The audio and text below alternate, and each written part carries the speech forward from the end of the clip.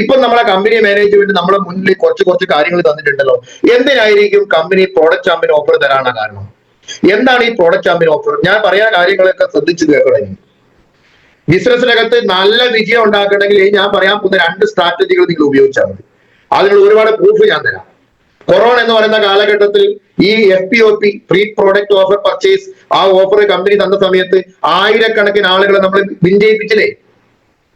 അപ്പൊ 10,000 രൂപയ്ക്ക് നമുക്ക് നേരത്തെ കൊടുത്ത എത്രയാണ്? 500 രൂപയുടെ പ്രൊഡക്റ്റാ. ഇപ്പൊ എത്രയാണ്? 750 രൂപ പ്രൊഡക്റ്റ് ഉണ്ട്. 15,000 രൂപയ്ക്ക് നേരത്തെ കമ്പനി കൊടുത്ത എത്ര ഓഫറായിരുന്നു? 750 ആണ്. ഇപ്പൊ എത്രയാണ്? 1000 രൂപയുടെ ഓഫറാണ്. ഇത് ഞാൻ എന്റെ ടീമിനോട് സംസാരിച്ച സമയത്ത് ടീമിൽ 1-2 ആൾക്കാർ ചോദിച്ചു, സാറേ ഞങ്ങൾക്കില്ലാലോ. എന്നോട് ചോദിക്കുകയാണ്, ഞങ്ങൾക്കില്ലാലോ ഈ ഓഫർ. ഇല്ല, ഇത് ന്യൂ കമേഴ്സിനാ, പുതിയതായി ജോയിൻ ചെയ്യുന്ന ആളുകൾക്കാ.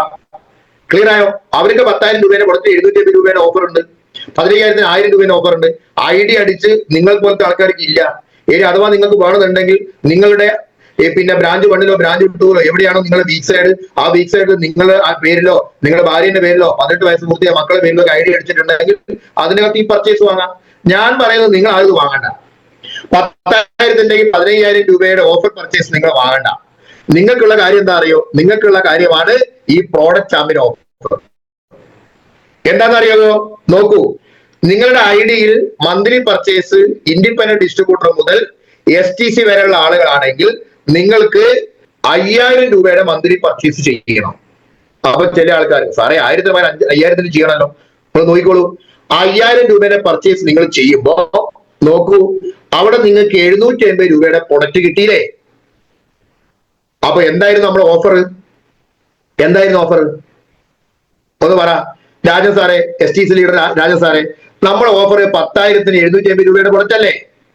10,000-ന് 750 രൂപയുടെ പ്രൊഡക്റ്റ് അല്ലേ?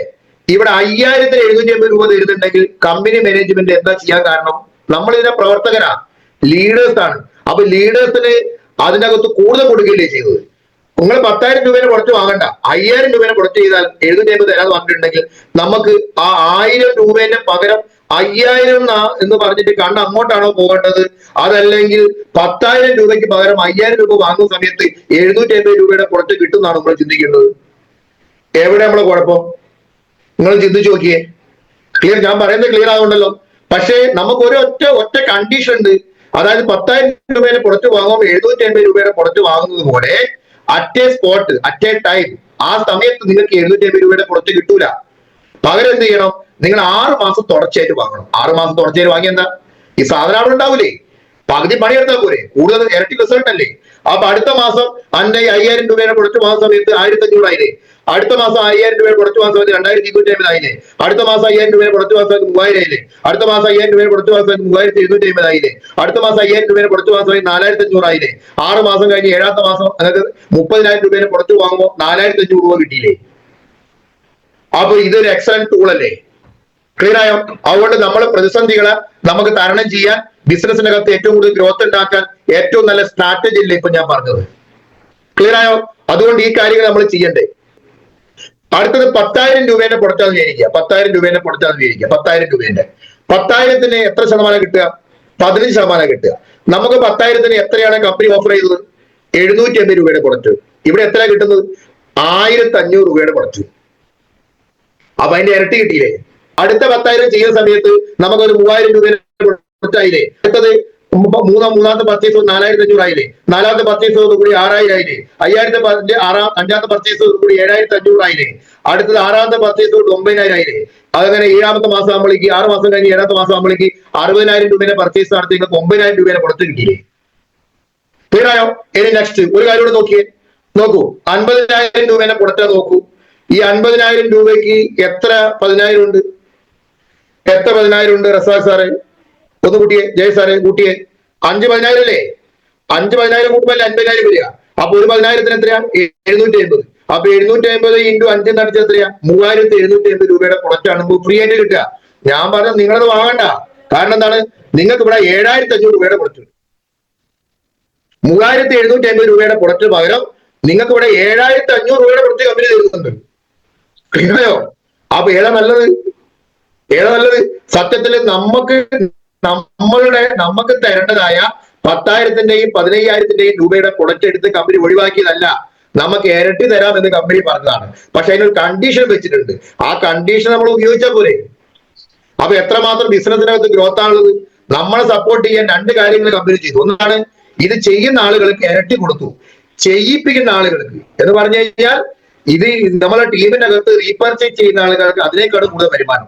ഇനി പുതുതായിട്ട് ആളുകളെ ബിസിനസ്സിൽ എൻട്രി ചെയ്യിപ്പിക്കുന്ന ആളുകൾക്കോ പുതിയതായിട്ട് എൻട്രി ചെയ്യുന്ന ആൾക്കാർക്കോ അവർക്ക് 10,750 രൂപയെ കൊടുത്തു കൊടുത്തു. ഇപ്പൊ ഫോർ എക്സാമ്പിൾ, ഇപ്പൊ ധനീഷ് മാധവൻ സാറ് എന്നെ കൊണ്ടുവന്നു, അപ്പൊ 10,000 രൂപ ഞാൻ കൊടുത്തു. ആ സമയത്ത് സാർ എനിക്ക് കൂടെ തരുന്നത് 10,750 രൂപയുടെ പുറത്താ. ആ 750 രൂപയുടെ പുറത്ത് ആരാ തന്നിട്ടുണ്ടാവുക? എന്റെ കാഴ്ചപ്പാടിൽ പ്രവീൺ സാറാണോ, മൈലേജ് മാർക്കറ്റിംഗ് ആണോ, അല്ലെങ്കിൽ ധനീഷ് മാധവനാണോ? ഞാൻ കാണുന്നത് ധനീഷ് മാധവനായിട്ടാണ്. അതിന്റെ നന്ദി ഞാൻ കാണിക്കൂ. അപ്പൊ നിങ്ങളുടെ ടീമിലുള്ള ആളുകൾ ഒരു 10,000 രൂപ തന്ന് ഒരു അഡീഷണൽ 750 രൂപയുടെ പുറത്ത് കൊടുക്കുമ്പോ നിങ്ങളായിട്ടാണ് ആ വ്യക്തിക്ക് അറ്റാച്ച്മെന്റ് വരുന്നത്. നിങ്ങൾ കൊടുക്കുന്ന പോലെയാണ് വരുന്നത്. എന്റെ ലീഡർ എനിക്ക് തന്ന ഓഫർ ആയിട്ടാണ് കാണുന്നത്. അങ്ങനെയാണെങ്കിൽ ഇരട്ടി റിക്രൂട്ട്മെന്റ് നടക്കണ്ടേ?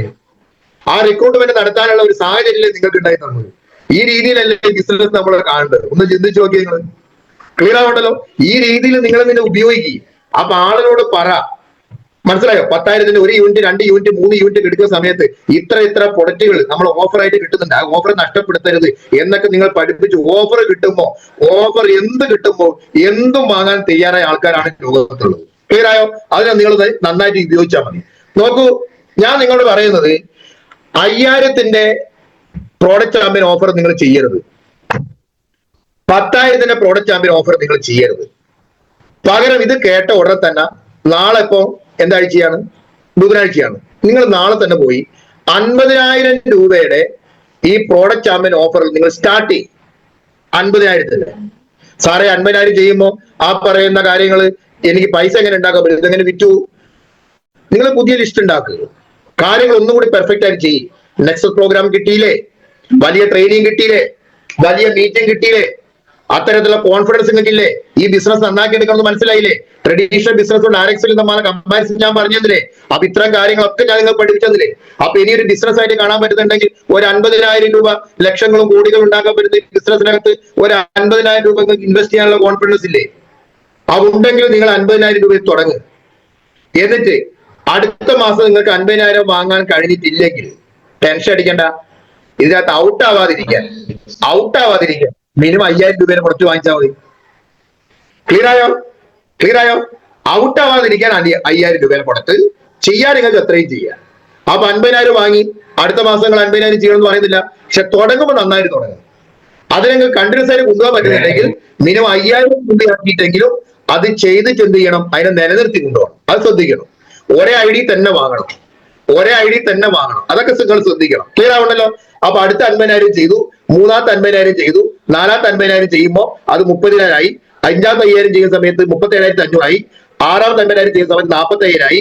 അങ്ങനെ നിങ്ങൾക്ക് 6 പർച്ചേസ് ചെയ്യുന്ന സമയത്ത് മൊത്തം 3 ലക്ഷം രൂപയുടെ പ്രൊഡക്റ്റ് ആയി.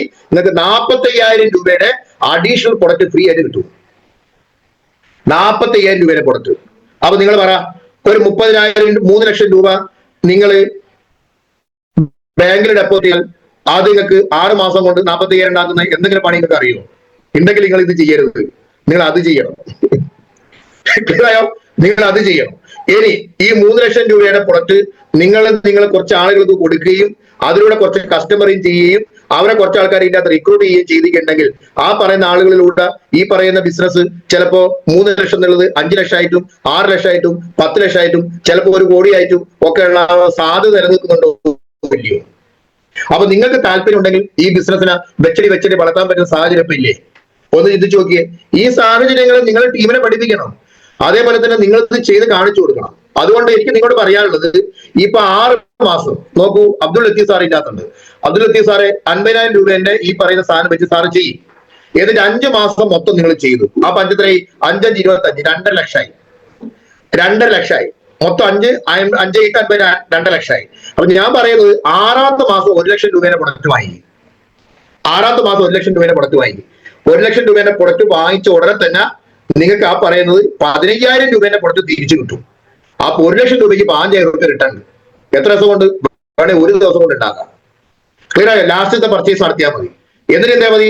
ആ മൊത്തത്തിൽ ആ 2.5 ഒന്നും കൂട്ടി 3.5 ഉണ്ടാവും. ആ 3 ലക്ഷം ബിസിനസിന്റെ 15% എന്ന് പറയുമ്പോൾ 3,50,000 15% എന്ന് പറയുമ്പോൾ 52,500 രൂപയുടെ പ്രൊഡക്റ്റ് കൊണ്ട് കിട്ടും. 52,500 രൂപയുടെ പ്രൊഡക്റ്റ് കിട്ടും. ക്ലിയർ ആയോ? അതുകൊണ്ട് ഇതൊരു എക്സലന്റ് ടൂളാണ്, എക്സലന്റ് ഇൻവെസ്റ്റ്മെന്റ് ആണ്. പക്ഷെ ഞാൻ നിങ്ങൾ മനസ്സിലാക്കേണ്ടത്, ഇത് മെയ് മാസം 3-ാം തീയതി തുടങ്ങി ജൂൺ മാസം 27-ാം തീയതി അവസാനിക്കാൻ വേണ്ടി പോവുകയാണ്. അതുകൊണ്ട് ഇത് നിങ്ങൾക്ക് നിങ്ങളുടെ ടീമിന് വലിയ ഓളം ഉണ്ടാക്കണമെന്നുണ്ടെങ്കിൽ ഇത് കേട്ടുകൊണ്ടിരിക്കുന്ന ഒരാളും ഇതിനകത്ത് മാറി നിൽക്കരുത്.